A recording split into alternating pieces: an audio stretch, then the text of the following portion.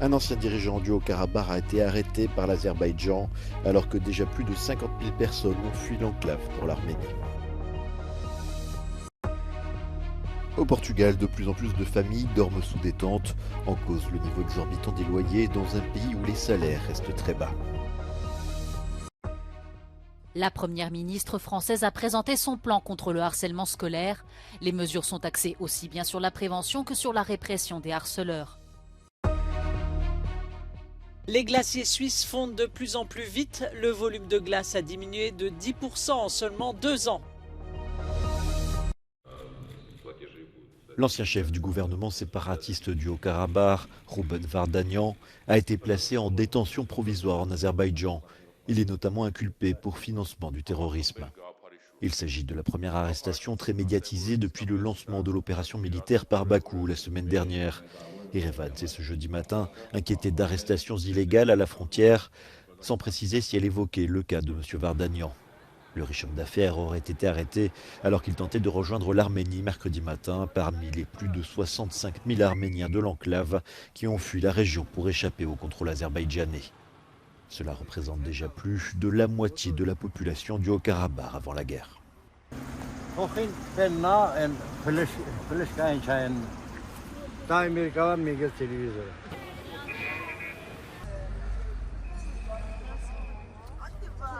Մենք չենք տեսել, բայց լսել ենք, որ մեզանից հետո դուրս գալուց հետո գյուղն են մտել արդեն տների։ Le Premier ministre arménien Nikol Pachinian a appelé la communauté internationale à agir et à punir l'Azerbaïdjan pour ce qu'il qualifie de nettoyage ethnique en cours au Karabakh. Face à l'afflux de réfugiés, il s'est dit prêt à accueillir 40 000 personnes, un chiffre déjà largement dépassé. Pour les observateurs, sans soutien étranger, l'Arménie pourrait être complètement débordée par ce flot de réfugiés. L'augmentation des loyers au Portugal a pour effet d'évincer les familles qui travaillent et de contraindre certaines d'entre elles à vivre sous une tente. Avec la moitié de la population gagnant à peine 1 000 € par mois et un studio coûtant environ 600 € à Lisbonne, le budget mensuel explose. Pour certains, les conséquences sont profondes. Sim, tenho 2 filhos, nós procuramos ajuda. Pronto, deram-nos, porque a gente estava morando em hostéis. Pronto, descobriram isso por eu pedir ajuda e disseram que eu tinha 3 semanas para arrumar uma casa, para eu pôr eles na casa e eu não consegui esse tempo, então depois acharam melhor tirar. Até eu resolver minha situação, né, ter uma casa e tudo, pronto, e vejo eles uma vez por semana. Eu pagava 400 €. Tirava uma média de 800 por mês e pagava 400, quer dizer, 50% só para o arrendamento. Aí você coloca 40 de passe, 150 de mercado, então não tem como. Et la situation ne fait qu'empirer. Les loyers devraient continuer à augmenter au même rythme que l'inflation. Les associations de logement et les groupes de soutien aux personnes à faible revenu demandent au gouvernement d'intervenir, et ce dès maintenant. Mettre fin au harcèlement scolaire une bonne fois pour toutes. C'est la nouvelle priorité du gouvernement français après le suicide de 2 écoliers et la mise à jour de plusieurs défaillances dans la gestion de harcèlement de certains rectorats. Lors de sa conférence de presse, la première ministre a présenté les mesures de prévention pour punir les harceleurs. Elle s'est également adressée aux élèves harcelés. Vous n'êtes pas responsable. Ce que vous vivez est inadmissible, insupportable. De vos classes jusqu'à vos chambres, parfois 24 heures sur 24 sur les réseaux sociaux, pour vous, le harcèlement, c'est partout et tout le temps. Alors la mobilisation doit être générale, chacun a son rôle à jouer. Avec tout mon gouvernement, nous sommes à vos côtés et nous mènerons une lutte implacable contre le harcèlement. Parmi les mesures qui devraient être mises en place, la confiscation de téléphones et une interdiction de réseaux sociaux pour les mises en cause, mais aussi des cours d'empathie inspirés des systèmes scolaires scandinaves. Le plan présenté par le gouvernement prévoit également la formation de tous les acteurs de la communauté éducative à la lutte contre le harcèlement d'ici la fin du quinquennat.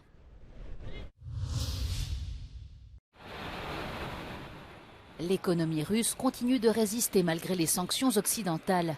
Elle va même faire beaucoup mieux que prévu selon la Banque européenne pour la reconstruction et le développement. Celle-ci table désormais sur une croissance du PIB de 1,5% cette année, alors qu'elle anticipait jusqu'ici une contraction d'ampleur équivalente. Fondée pour aider les pays de l'ex-Union soviétique à s'adapter au libre marché, la Banque européenne pour la reconstruction et le développement affirme que les revenus de la Russie ont été stimulés par les prix élevés du pétrole et les nouvelles opportunités d'exportation avec la Chine, l'Inde et les pays d'Asie centrale. Moscou cherche à consolider ses liens commerciaux avec ces pays non alignés pour renforcer son économie frappée par les sanctions. Mais la Banque européenne pour la reconstruction et le développement estime néanmoins que cela ne suffira pas à compenser un refroidissement de l'économie russe en 2024.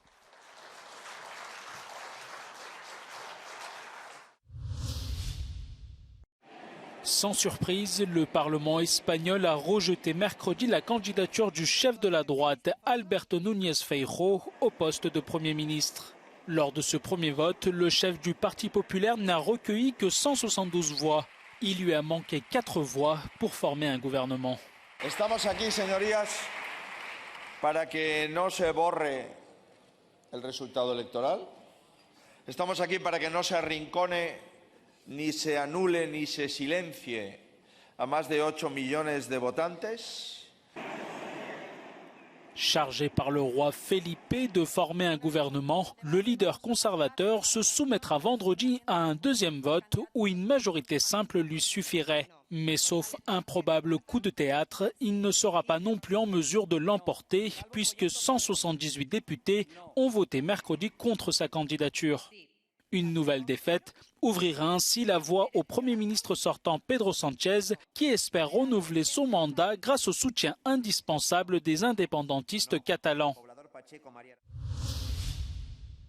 I'm in the middle of the Mediterranean Sea between Tunisia, Libya and Italy in one of the most dangerous migrant routes towards Europe. We know since January over 2,000 people have died or gone missing at sea. What we know less is what it really takes to carry out rescues.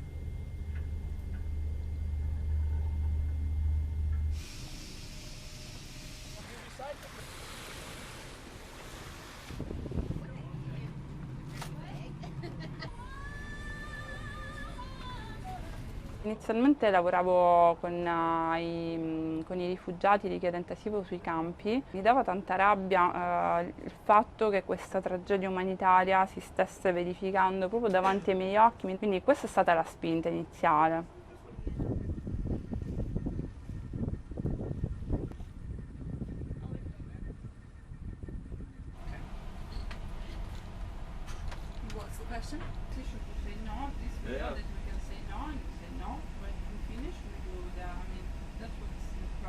NGO ships are sent far north to northern Italy, sometimes to ports 1,400, 1,600 kilometers away, which keeps us out of the area of operation for days on end, which doesn't make any sense because we know from the Italian Coast Guard that they are overwhelmed. We know that there are numbers of departures rising. So why are we kept away from the area of operation where we could help as a well-equipped rescue ship?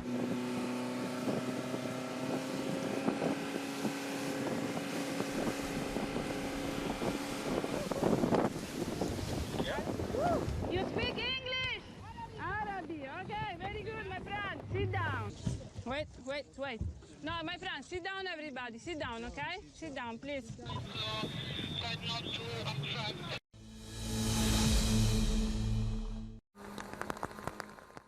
Des inondations ont frappé mercredi le centre de la Grèce pour la deuxième fois ce mois-ci. La ville de Volos étant particulièrement touchée. Un couvre-feu a été décrété dans cette ville de 140 000 habitants alors que la tempête baptisée Elias touchait terre, transformant les rues en rivières.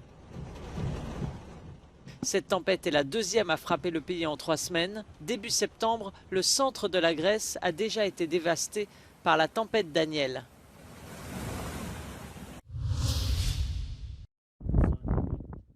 Dans les Alpes suisses, les années records se succèdent. Après avoir perdu 6% de leur volume en 2022, les glaciers ont encore fondu de 4% en 2023. Il s'agit de la deuxième baisse la plus importante depuis le début des mesures, comme l'a annoncé jeudi la commission d'observation de la cryosphère de l'Académie suisse des sciences naturelles. Le volume de glace a diminué de 10% en seulement 2 ans. Les glaciers du pays fondent de plus en plus vite et l'accélération est spectaculaire. Entre 2022 et 2023, il s'est perdu autant de glace que durant toute la période comprise entre 1960 et 1990. Ces 2 années extrêmes consécutives entraînent la désintégration des langues glaciaires et la disparition de nombreux petits glaciers. Ainsi, les mesures sur le glacier Sainte-Anne-à-Firne, dans le canton suisse d'Uri, ont dû être arrêtées. La perte massive de glace est le résultat d'un manque de neige en hiver et de températures élevées en été.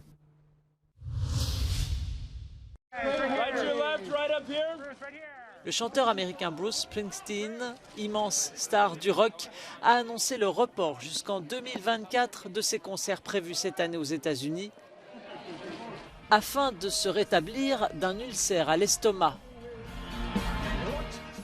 Le boss, qui vient d'avoir 74 ans, avait déjà reporté ses concerts en septembre. De nouvelles dates en 2024 seront annoncées prochainement, concerts pour lesquels les billets de 2023 seront valables ou remboursés. Une aventure visuelle et sonore qui plonge au cœur de la plus célèbre bande dessinée belge. Une nouvelle exposition immersive a ouvert ses portes au centre Tour et Taxi de Bruxelles pour célébrer Tintin. Pendant 35 minutes, les aventures de Tintin se déroulent sur d'immenses écrans à 360 degrés. Les visiteurs, jeunes et moins jeunes, sont plongés dans le monde du célèbre petit reporter. Un spectacle qui donne vie au personnage de Tintin tout en respectant le travail de son créateur, Hergé.